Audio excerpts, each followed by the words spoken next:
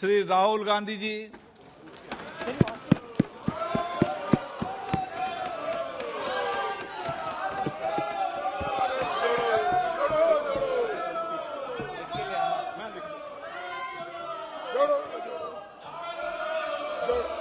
Speaker sir, thank you for allowing me to speak on the President's address. It's an honor for me to be able to speak at this House today.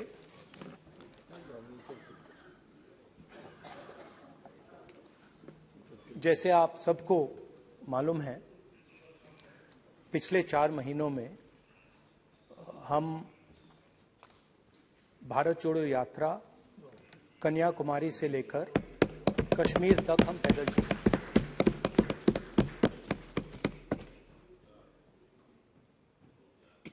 3,600 kilometre तकरीबन।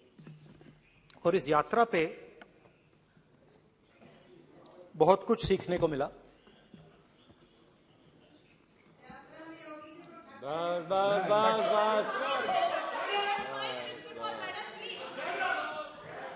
इस यात्रा में बहुत कुछ सीखने को मिला और जो जनता की आवाज, हिंदुस्तान की आवाज है, उसको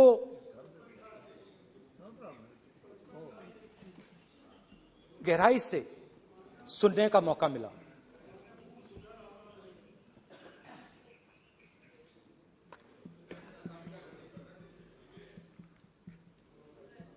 शुरुआत में, यात्रा की शुरुआत में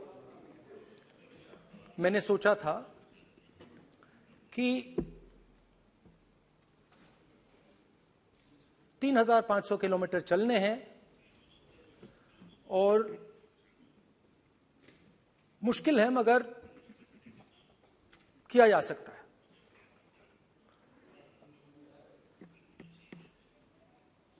आप भी राजनेता हो, हम भी राजनेता हैं।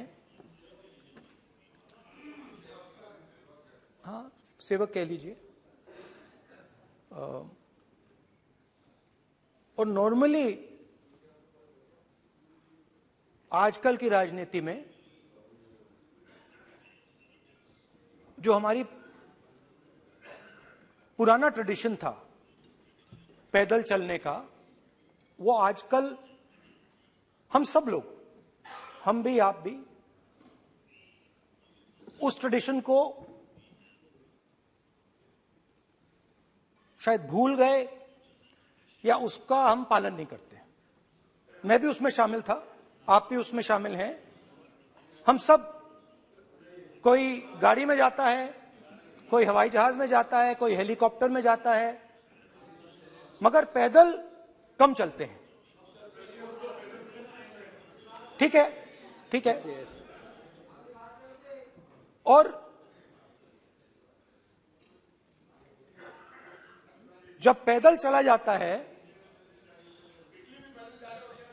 हाँ पैदल जाएंगे, सब जगह पैदल जाएंगे, घबराइए मत। तो जब पैदल चला जाता है, मैं 1 किलोमीटर की बात नहीं कर रहा हूं, 10 की नहीं कर रहा हूं, 25 की नहीं कर रहा हूं, मैं 200-300-400 किलोमीटर की बात कर रहा हूं। जब 200-300-400 किलोमीटर चला जाता है तो शरीर पे दबाव पड़ता है, दर्द होता है, मुश्किल आती है। शुरुआत में चलते वक्त लोगों की आवाज सुन रहे थे हम, मगर हमारे दिल में यह भी था कि हम भी अपनी बात रखें। कोई हमारे पास आता था, कहता था कि मैं बेरोजगार हूं, और हमें लगता था कि नहीं, हमें कहना चाहिए कि तुम बेरोजगार क्यों हो, कारण क्या है। उसमें हम विपक्ष का रोल भी प्ले कर लेते थे, आपकी भी बुराई कर देते थे। नहीं, वो तो है, वो भी करेंगे, हम भी करेंगे। मगर थोड़ी देर चलने के बाद एक बदलाव आया और जो हमारी आवाज थी, जो ये डिजायर था बोलने का कि भैया बेरोजगारी इसलिए है, महंगाई इसलिए है, वो बिल्कुल बंद हो गई। क्योंकि हमने इतने लोगों से बात की, मतलब हजारों लोगों से बात की, बच्चों से, बुजुर्गों से, महिलाओं से, माताओं से, बहनों से, कि थोड़ी देर बाद ये बिल्कुल आवाज बंद हो गई। और फिर हम गहराई से, और मैं खुल के कह सकता हूं, मैंने तो अपनी जिंदगी में इस प्रकार से कभी पहले सुना ही नहीं था। क्योंकि हम सब में थोड़ा सा अहंकार होता है कि हम ही बता दें, अपनी बात रख दें।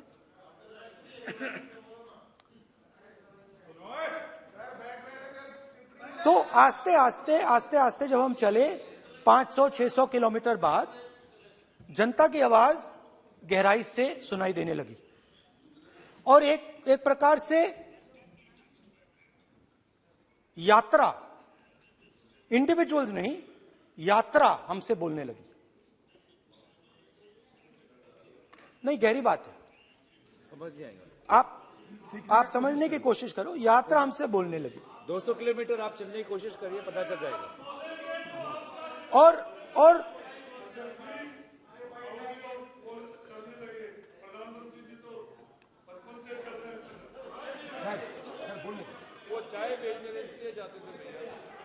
तो यात्रा बोलने लगी। कोई आता था, कहता था, युवक आता था, कहता था मैं बेरोजगार हूं। हम सवाल पूछते थे, क्या पढ़ा आपने? इंजीनियरिंग की, अब क्या करते हो? कोई कहता था मैं बेरोजगार हूं, कोई कहता था मैं उबर चलाता हूं, कोई कहता था मैं मजदूरी करता हूं। किसान आए हजारों।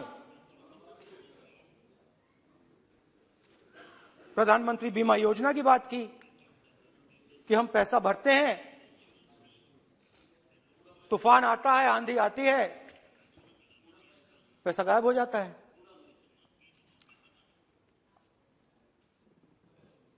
किसानों ने यह भी कहा कि हमारी जमीन छीन ली जाती है, हमें सही रेट नहीं मिलता। जमीन अधिग्रहण बिल जो था वो लागू नहीं होता।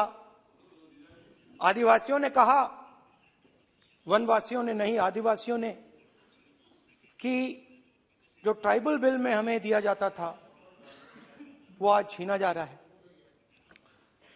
तो बहुत सारी चीजें हमको सुनने को मिली, मगर मेन थ्रस्ट, अगर मैं कहूं, मेन थ्रस्ट बेरोजगारी, महंगाई और किसान।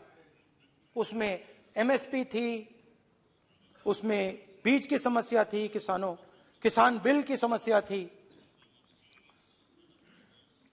अच्छा, अग्निवीर की भी बात की लोगों ने। आपने अभी बोला कि अग्निवीर देश को फायदा पहुंचाएगा। मगर हिंदुस्तान का युवा जो 4 बजे दौड़ता है, आर्मी में भर्ती होने के लिए दौड़ता है, वो आपकी बात से सहमत नहीं है। उनने हमसे कहा कि पहले हमें 15 साल की सर्विस मिलती थी, पेंशन मिलती थी, अब 4 साल के बाद हमें निकाल दिया जाएगा, कुछ नहीं मिलेगा, पेंशन नहीं मिलेगी। सीनियर ऑफिसर्स ने कहा कि हमें तो लगता है कि ये जो अग्निवीर योजना है ये आर्मी के अंदर से नहीं आई, ये कहीं और से आई है, ये आरएसएस से आई है, होम मिनिस्ट्री से आई है। ये सीनियर आर्मी के लोगों ने कहा है, मैं नहीं कह रहा हूं, कि हमें लगता है कि ये आर्मी के ऊपर ये योजना थोपी गई है और ये आर्मी को कमजोर करेगी। आर्मी के जनरल्स ने हमें कहा, जो रिटायर्ड हैं, उन्होंने हमें कहा, राहुल जी, हजारों लोगों को हम हथियार की ट्रेनिंग दे रहे हैं और फिर थोड़ी देर बाद उनको समाज में डाल रहे हैं। बेरोजगारी है, समाज में हिंसा बढ़ेगी।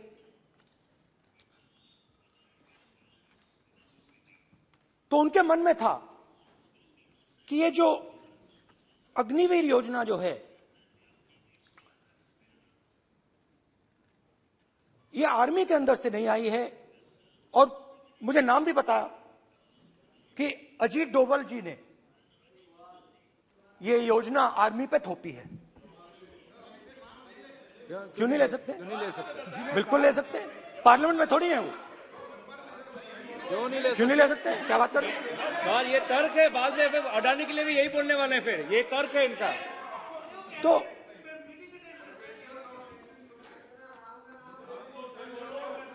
तो इंटरेस्टिंग बात यह है, इंटरेस्टिंग बात यह है कि मैंने फिर प्रेसिडेंट्स एड्रेस पढ़ा।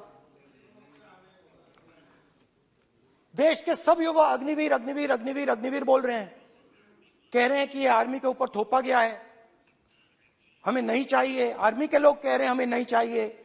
जैसे मैंने कहा, आर्मी को लगता है कि होम मिनिस्ट्री ने इनके ऊपर थोपा है, आरएसएस ने ये उनके ऊपर थोपा है। तो ये आवाजें आ रही हैं।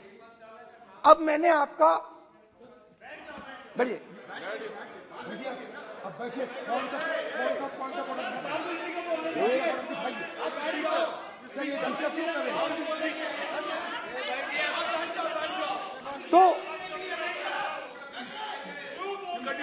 तो एक फर्क, ये थोड़ा पानी ले आओगे? मैंने पानी, तो मुझे एक फर्क दिखा। प्रेसिडेंट्स एड्रेस में बहुत सारी चीजें बोली गई। अग्निवीर के लिए एक लाइन थी, एक शब्द, एक बार अग्निवीर शब्द का प्रयोग किया गया, और वो भी अग्निवीर योजना हमने दी, उससे ज्यादा कुछ नहीं बोला। कहां से आई, कौन लाया, किसको फायदा होगा, ये नहीं बोला। बेरोजगारी शब्द ही नहीं था उसमें। आपने देखा होगा, बेरोजगारी शब्द ही नहीं था प्रेसिडेंट एड्रेस में। महंगाई शब्द ही नहीं था। तो जो यात्रा में हमें सुनने को मिला, अग्निवीर, महंगाई, किसान, बेरोजगारी, प्रेसिडेंट एड्रेस में था ही नहीं। तो ये मुझे थोड़ा अजीब लगा कि जनता कुछ कह रही है और प्रेसिडेंट एड्रेस में कुछ और सुनाई दे रहा है। अच्छा, एक और चीज हमें बताई गई। तमिलनाडु से लेकर केरला, महाराष्ट्र, मध्य प्रदेश, सब जगह एक नाम सब जगह हमें सुनने को मिला, अदानी। यह नाम पूरे हिंदुस्तान में, केरल में, तमिलनाडु में, महाराष्ट्र, कर्नाटका, हिमाचल, कश्मीर, सब जगह अदानी अदानी अदानी अदानी अदानी।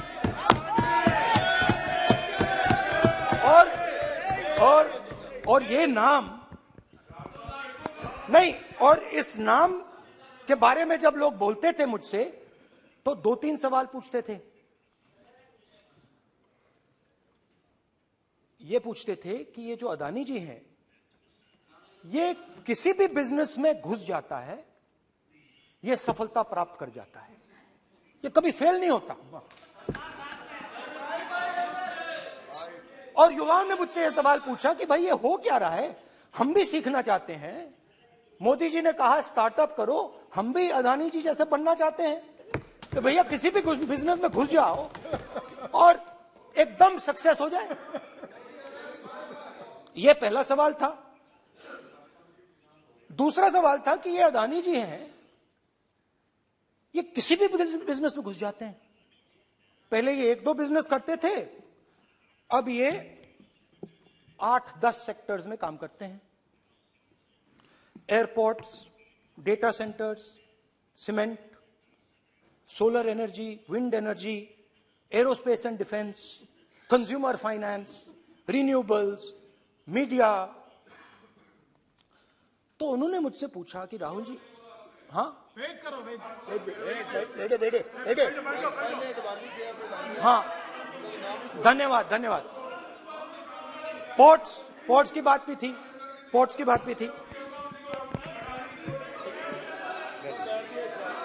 ये भी सवाल पूछा, ये भी पूछा कि भैया एक बात बताइए, राहुल जी बताइए हमें कि अदानी जी का जो नेटवर्थ है वो 3 साल के अंदर, नहीं सॉरी 2014 से लेकर 2022 तक ये $8 बिलियन से $140 बिलियन कैसे हो गया? कैसे हुआ? मोदी कैसे?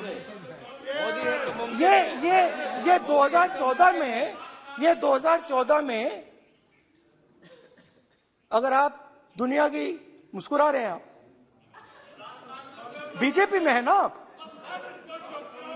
तो ये लिस्ट आती है, एक लिस्ट आती है दुनिया के सबसे अमीर लोगों की। इस पे ये 609 नंबर पे थे 14 में। 609 पीछे बिल्कुल। पता नहीं जादू हुआ, दूसरे नंबर पे पहुंच गए। मोदी है तो मुमकिन है।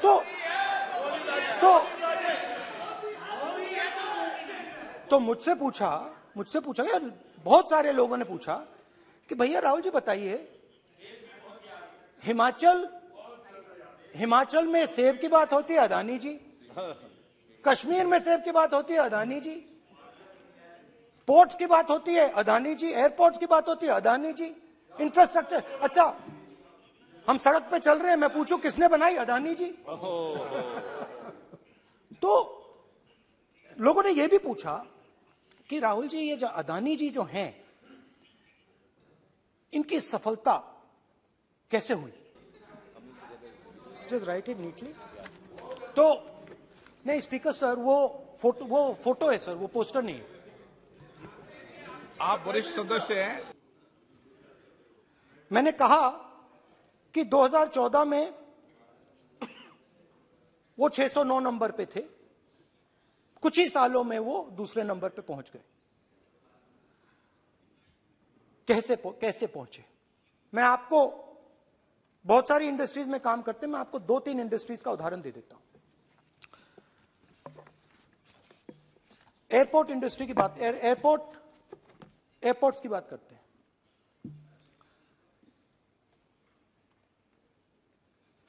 कुछ साल पहले सरकार ने हिंदुस्तान के एयरपोर्ट्स को डेवलप करने के लिए दिया। नियम था, there was a rule that anybody who does not have prior experience in airports cannot be involved in development of these airports. नहीं, गलत नहीं बोल रहा हूं।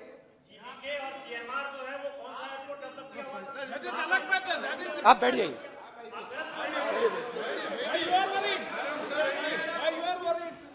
अडानी के डिफेंस में आ गए सर। देखिए, अरे माननीय सदस्य प्लीज मेरी बात सुनो। तो 1 मिनट मेरी बात सुनो। ये एक मिनट बात सुनेंगे। ये संसद है, अपन किस दिशा पर चर्चा कर रहे हैं ये देश देख रहा है। हमें राष्ट्रपति अभिभाषण पर चर्चा करें तो उचित रहे। तो आपको तो रूल था, नियम था। हाँ, पॉइंट ऑफ ऑर्डर किस पे है ये? सर कैसे एयरपोर्ट का प्राइवेटाइजेशन तो उनके समय हुआ, ऐसी कोई पार्टी थी जिसका अनुभव था? ये कौन सी बात कर रहे हैं? के बोलिए। ओके प्लीज ओके, बोलने दे आपको नेता को। तो बोलने दे आपको नेता को। रूल था, प्लीज बोलने दे। रूल था कि अगर कोई एयरपोर्ट बिजनेस में नहीं था तो वो इन एयरपोर्ट्स को ले नहीं सकता था। इस रूल को हिंदुस्तान की सरकार ने बदला। किसी ने भी बनाया हो, रूल था। बदला है, किसी ने भी बनाया हो, रूल था। बदला रूल बनाया किसने बात नहीं है, रूल बदला किसने बात है। रूल बदला गया,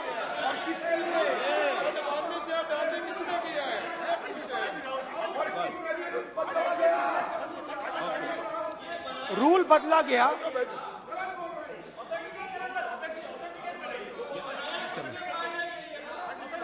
सर पार्लियामेंट्री अफेयर्स चलता रहेगा क्या सर?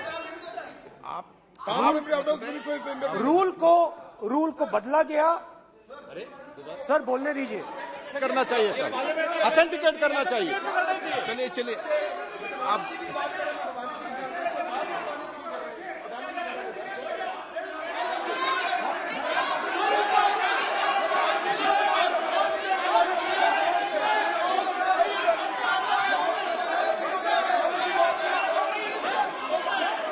रूल बदला गया सर, स्पीकर सर।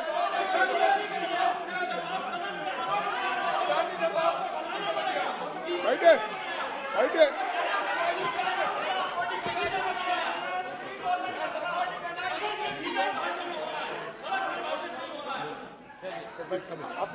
तो ये रूल बदला गया। उस समय मीडिया में इसके बारे में चर्चा हुई थी। रूल बदला गया और अदानी जी को 6 एयरपोर्ट्स दिए गए। उसके बाद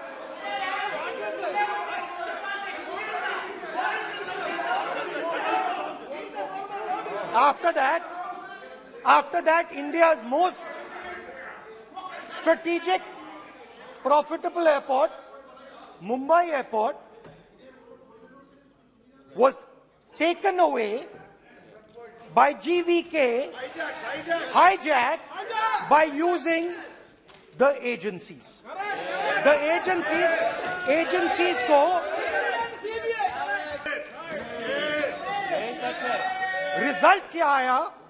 रिजल्ट आया कि एयरपोर्ट्स में आज अदानी जी 24% हिंदुस्तान की एयर ट्रैफिक को अपने एयरपोर्ट से निकालते हैं और 31% एयर फ्रेट उनके एयरपोर्ट्स में से निकलता है। तो बताइए, बोलिए विधि मंत्री। और ये जो सर ये हाउस में सर ये बोल रहे हैं, तुम तो ज्ञान बांट रहे हो, बैठ जाओ। सर ये यहाँ बहुत गंभीर मिनिस्टर हैं ये देश के। ये राष्ट्रपति का उद्बोधन को लेकर एक गंभीर चर्चा हो रही है। जो भी मेंबर कुछ भी बात करे विद फुल रिस्पॉन्सिबिलिटी ऑथेंटिकेट करें। और ये वाइल्ड एलिगेशन अपना एक सोच के आया है, बिना तर्क के ऐसे वाइल्ड एलिगेशन लगा रहे, ये कोई मतलब नहीं है सर। ये ऐसे नहीं बोल सकते और वो सर तर्क रखना पड़ेगा। अगर एलिगेशन लगा रहे हैं तो आपको पूरा डॉक्यूमेंट प्रूफ के साथ आपको रखना पड़ेगा। दे देंगे आप ऐसे बातें नहीं दे कर सकते। देंगे। और ये गंभीरता को समझिए, ये डॉक्यूमेंट्री प्रूफ दे देंगे। अब आपने जो पिछले स्पीकर थे उन्होंने फॉरेन पॉलिसी की बात की, हम भी फॉरेन पॉलिसी की बात करते हैं। चलिए डिफेंस से शुरू करते हैं। बहुत ऑप्शंस है, आप बताइए कहां से शुरू करें। बिजली, डिफेंस, कोयला, बहुत ऑप्शंस है। Defence, let us start with defence. अब डिफेंस में अदानी जी का कोई एक्सपीरियंस नहीं था, 0 एक्सपीरियंस। कल मैंने प्रधानमंत्री को HAL में देखा। प्रधानमंत्री जी ने कहा कि गलत आरोप लगाया, मगर रियलिटी तो यह है कि HAL का जो कॉन्ट्रैक्ट था 126 हवाई जहाजों का, वो अनिल अंबानी को चला गया। अब देखिए, और ये जो फ्यूचर एंटरप्रेन्योर्स हैं, जो बिजनेस स्कूल हैं, हार्वर्ड यूनिवर्सिटी जैसे स्कूल हैं, इनको इसकी केस स्टडी बनानी चाहिए, शायद बने। How to use government power to build individual businesses, case study. तो अब देखिए, अदानी जी की डिफेंस में इंटरेस्ट देखिए।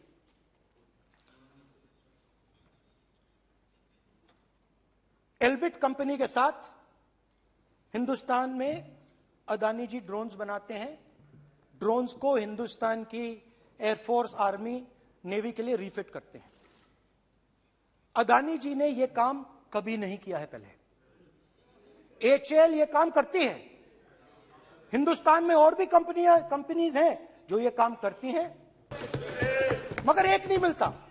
ये मत सोचिए कि ये सिर्फ एक कंपनी की बात हो रही है, ये इंडस्ट्रीज की बात होती है यहां पे। जैसे मैंने आपको दिखाया, एयरपोर्ट का पूरा सिस्टम उठा के ले गए, 30% मार्केट शेयर एयरपोर्ट में ले गए, वैसे ही डिफेंस में करा। तो 4 डिफेंस की इनके पास कंपनीज हैं। यह काम इन्होंने कभी नहीं किया। स्मॉल आर्म्स, जिसमें टावर है जो हमारी स्पेशल फोर्सेस यूज करती है, आर्मी यूज करती है, जिसमें गलील स्नाइपर राइफल है, ये सब अदानी जी बनाते हैं। हां, उसमें पेगासस भी है, तो पता नहीं वहां से क्या मतलब, पेगासस कैसे आया, क्या हुआ, किसने दिया। अच्छा, एक और बड़ी इंटरेस्टिंग चीज है, एक कंपनी है अल्फा डिफेंस, जो डिफेंस इलेक्ट्रॉनिक्स का काम करती है, एवियोनिक्स का काम करती है, और बहुत स्ट्रेटेजिक कंपनी है। वो भी अदानी जी के हवाले कर दी गई, अदानी जी ने एक्वायर कर लिया। तो आपने देखा कि एयरपोर्ट्स का बिजनेस 30% मार्केट शेयर, हिंदुस्तान और इजराइल का जो वेपन्स का बिजनेस है 90% उठा के ले गए। अब मैंने आपको इजराइल की बात बताई, ऑस्ट्रेलिया चलते हैं। ऑस्ट्रेलिया चलिए। ऑस्ट्रेलिया में अदानी जी जाके, नहीं क्यों, आप तो डिबेट करना चाहते थे, आप भी तो डिबेट करना चाहते थे। आपने बोला था कोई भी विषय पे डिबेट हो, तो हो गया डिबेट। अब क्यों डर रहे हो डिबेट से? अब क्यों डर रहे हो डिबेट से? क्यों डर रहे हो? जब हमने जेपीसी की मांग की, आपने बोला सदन में उठाओ। अब क्यों डर रहे हो? अब क्यों डर रहे हो? अब क्यों डर रहे हो? आप चर्चा से क्यों डर रहे हो? चर्चा से डर रहे हो आप?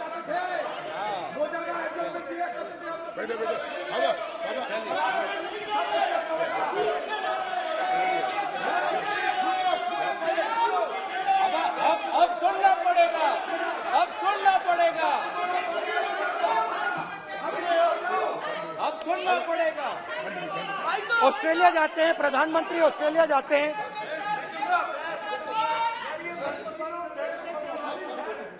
प्रधानमंत्री ऑस्ट्रेलिया जाते हैं।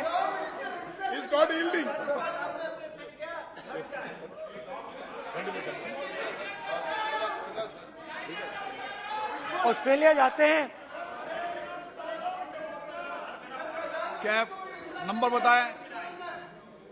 369। सर ये क्या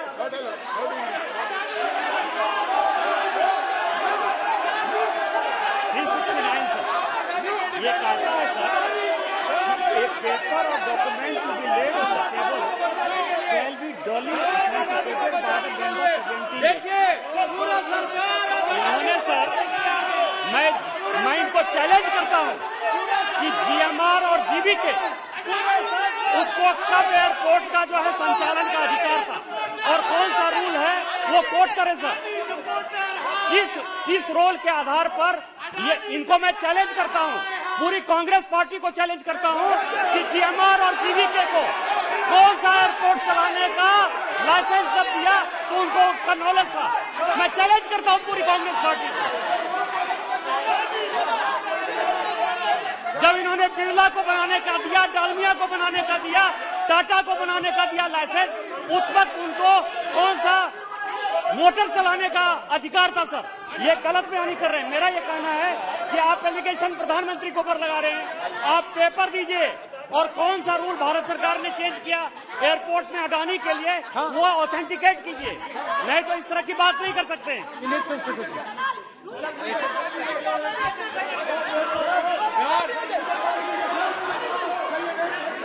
करना पड़ेगा। ऑथेंटिकेट करना पड़ेगा। राहुल गांधी जी, आपको ऑथेंटिकेट करना पड़ेगा।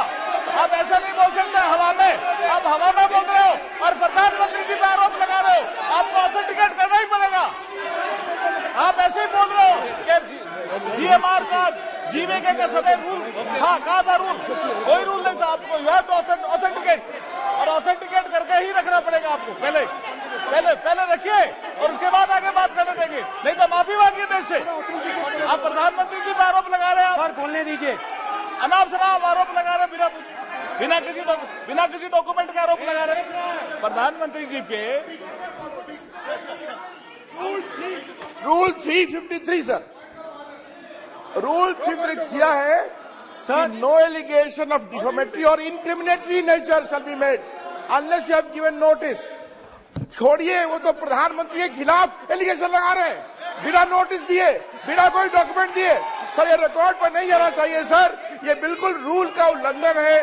और क्या क्या बातें वो कह रहे हैं सर, मैं उसको रिपीट नहीं करना। Reckless allegation, baseless allegation, in violation of rules, sir ये स्वीकार नहीं होना चाहिए। ओके सर, लेट अस एक सब बैठिए, ऑस्ट्रेलिया पीएम जाते प्लीज हैं। बैठिए, आप प्लीज बैठिए, वरिष्ठ वकील साहब बैठिए। ऑस्ट्रेलिया जाते हैं। एक मिनट राहुल जी, एक मिनट। नियम 369 भी मैंने देखा है, 333 भी देखा है। मेरा आग्रह है, सदन भारत की संसद है, हम एक विषय पर सारी राष्ट्रपति की चर्चा लगाए, ये उचित है क्या? फिर आपको बोलना बोले नहीं स्पीकर नो, साहब, गलत तरीका है। राहुल गांधी जी, आप बोल रहे नहीं, गलत तरीका है। क्या देश को संदेश देना चाहते हैं आप? क्या संदेश देना चाहते हैं देश को? चलिए राहुल गांधी जी। ऑस्ट्रेलिया में प्रधानमंत्री जाते हैं। आप बोलिए सर, स्पीकर सर,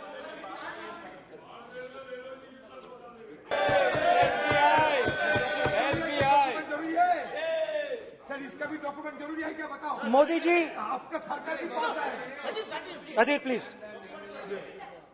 उसके बाद मैं उदाहरण दे रहा हूं, पूरी दुनिया में मोदी जी जाते हैं, घूमते हैं, तो मैं बता देता हूं क्या होता है वहां पे। बांग्लादेश में गए, हाँ काम पे ही जा रहे हैं, वही तो बोल रहा हूं, काम पे जा रहे हैं। बांग्लादेश जाते हैं, तो ये रही आपकी फॉरेन पॉलिसी। ये हिंदुस्तान की फॉरेन पॉलिसी नहीं है। अब यात्रा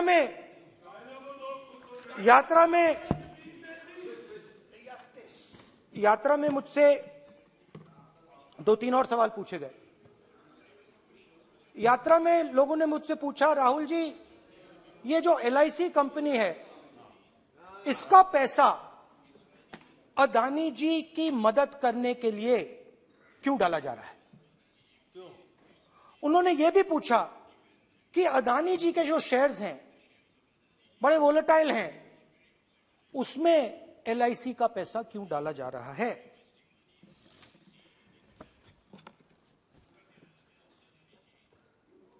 हजारों करोड़ रुपए हिंदुस्तान के पब्लिक सेक्टर बैंक्स अदानी जी को मिलता है। 27,000 करोड़ रुपए SBI, PNB 7,000 crore, bank of Baroda 5,500 crore, ये मैं लिस्ट चलती जाएगी।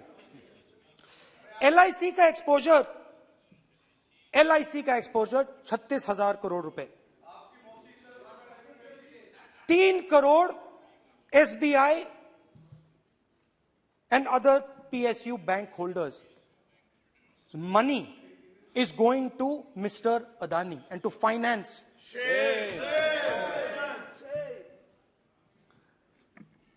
Now, of course, there is another question. तो मदद कैसे हो रही है? हिंदुस्तान के पब्लिक सेक्टर बैंक्स का पैसा, LIC का पैसा नरेंद्र मोदी जी, अदानी जी को दिया जा रहा है। अगर कोई सामने खड़ा हो जाता है, जैसे जीवी के लोग खड़े हुए, ED, CBI एजेंसीज आ जाती हैं, उनको परे कर देती हैं। तेलंगाना में भी एक पोर्ट का उदाहरण था, आंध्रा, सॉरी। मगर मेन सवाल और सबसे इंटरेस्टिंग सवाल दूसरा है। कुछ दिन पहले ये हिंडनबर्ग रिपोर्ट आई, उसमें लिखा था कि अदानी जी की हिंदुस्तान के बाहर शेल कंपनीज हैं। ये जो शेल कंपनीज हैं, सबसे पहला सवाल है, ये हैं किसकी? ये किसकी है मॉरिशस में जो शेल कंपनीज हैं? और ये जो हजारों करोड़ रुपया ये शेल कंपनीज हिंदुस्तान में भेज रही हैं, ये किसका पैसा है? और क्या ये काम अदानी जी फ्री में कर रहे हैं? अब मैं ये सवाल क्यों पूछ रहा हूं? क्योंकि अदानी जी स्ट्रेटेजिक बिजनेसेस में काम करते हैं। अदानी जी हिंदुस्तान के पोर्ट्स को डोमिनेट करते हैं। अदानी जी हिंदुस्तान के एयरपोर्ट्स को डोमिनेट करते हैं।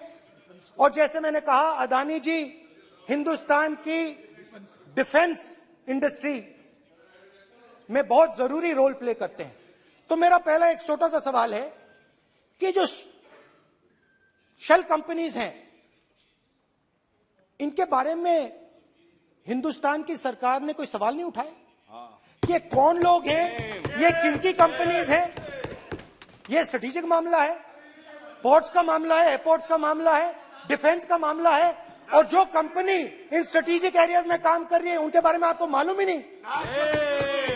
ये नेशनल सिक्योरिटी का मुद्दा है, आपको मालूम ही नहीं कि ये शेल कंपनीज किसकी हैं, कितना पैसा आ रहा है, किसका पैसा आ रहा है। तो एक बहुत बड़ा सवाल है, ये पैसा किसका है, ये शेल कंपनीज किसकी हैं, और ये हिंदुस्तान की सरकार की जिम्मेदारी है ये पता लगाना ये किसकी शेल कंपनीज हैं और ये किसका पैसा अंदर आ रहा है। JPC, we want JPC, we want JPC.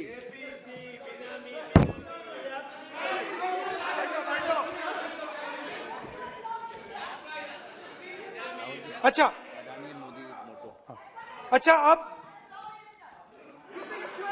अब चलिए छोटा सा बजट के बारे में बता देता हूं।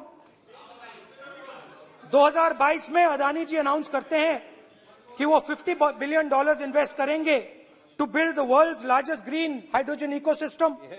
और इस बजट में बीजेपी की सरकार निर्मला सीतारमण जी कहती हैं हम ग्रीन हाइड्रोजन के लिए बहुत ह्यूज इंसेंटिव्स देंगे, 19,700 करोड़ रुपए हम ग्रीन हाइड्रोजन के लिए देंगे, मतलब अदानी जी को देंगे। नए airport, coastal shipping, horticulture, grain storage, ये सब काम आप कर रहे हैं। तो मेरे सिर्फ कल प्रधानमंत्री जी कल भाषण देंगे, मेरे उनसे 2-3 छोटे से सवाल हैं। मेरा प्रधानमंत्री जी से 2-3 सवाल हैं।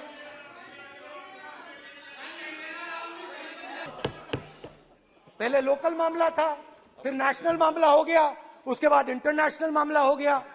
अदानी जी के लिए बोरिस जॉनसन का बेटा काम करता है, आपको पता नहीं मालूम है या नहीं मालूम? भाई सॉरी, नहीं बेटा भी, भाई काम करता है। तो ये मामला पहले गुजरात का मामला था, फिर ये हिंदुस्तान का मामला हुआ, अब ये इंटरनेशनल मामला हो गया है। तो ऑल्सो एन इंपॉर्टेंट क्वेश्चन, जरूरी सवाल, अदानी जी ने बीजेपी को पिछले 20 साल में कितने पैसे दिए हैं?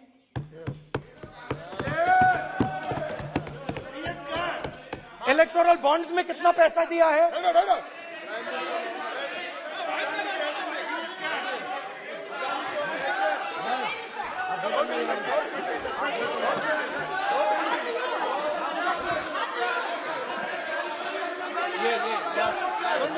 And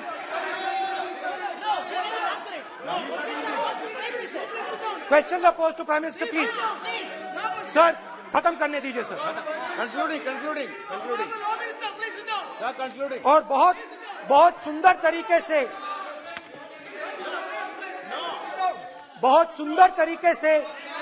वो और मैं सिर्फ इतना कहना चाहता हूं, राहुल जी अभी आप सीनियर एमपी हो गए हैं, आप एक सीनियर एमपी हो चुके हैं।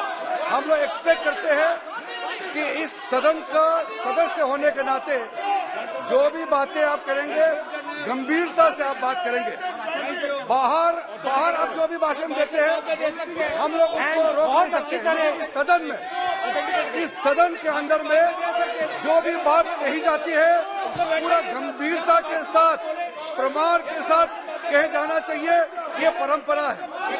और राहुल जी ने कहा कि प्रधानमंत्री विदेश घूमने जाते हैं। तो मैंने आज वो जो युवाओं ने मुझसे सवाल पूछा था कि अदानी जी की इतनी बिजनेस एक्यूमेंट कहां से आई, इतने अलग अलग सेक्टर्स में अदानी जी ने कैसे सक्सेस प्राप्त की, अदानी जी के बारे में पूरी दुनिया को स्टडी करनी चाहिए, हार्वर्ड यूनिवर्सिटी को स्टडी करनी चाहिए कि पॉलिटिक्स के बीच में और बिजनेस के बीच में कैसा रिश्ता होता है। India is a case study. Now बहुत अच्छी तरह बीजेपी के जो पिछले स्पीकर थे उन्होंने मेरे भाषण को इनकैप्सुलेट किया मेरे लिए बहुत अच्छी तरह। आपने जो मैं सोच रहा था आपने उससे और भी अच्छी तरीके से बोल दिया। Coming together is a beginning, keeping together is progress, working together is success. Thank you.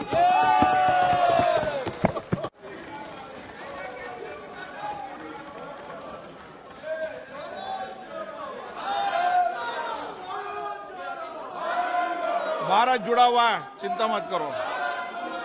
Shrimati Kanimozhi, माननीय सदस्य मैं आग्रह कर सकता हूं, सदन आपका है। कोई अपनी यात्रा पर चर्चा करता है, कोई करता है, अच्छी हो राष्ट्रपति अभिभाषण पर चर्चा करो आप, तो ठीक लगेगा।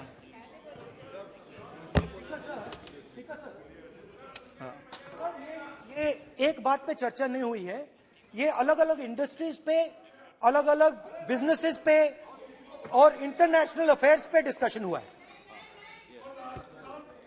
नहीं, एक मिनट प्लीज बैठिए। नहीं, प्लीज बैठिए। पर अपन को सदन के बाहर ये भी टिप्पणी नहीं करना चाहिए कि अध्यक्ष महोदय माइक बंद कर देते हैं या हमें नहीं दिखाते, ये भी टिप्पणी करना उचित नहीं है।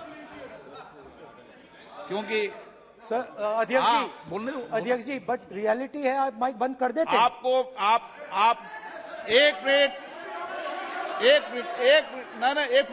प्लीज बैठे, प्लीज आप बैठिए, मैं बैठा हूं ना, प्लीज बैठिए। नहीं, मेरा है कहना, आप पूरे समय बोले, आज नहीं आपका, आप बोल लें फिर।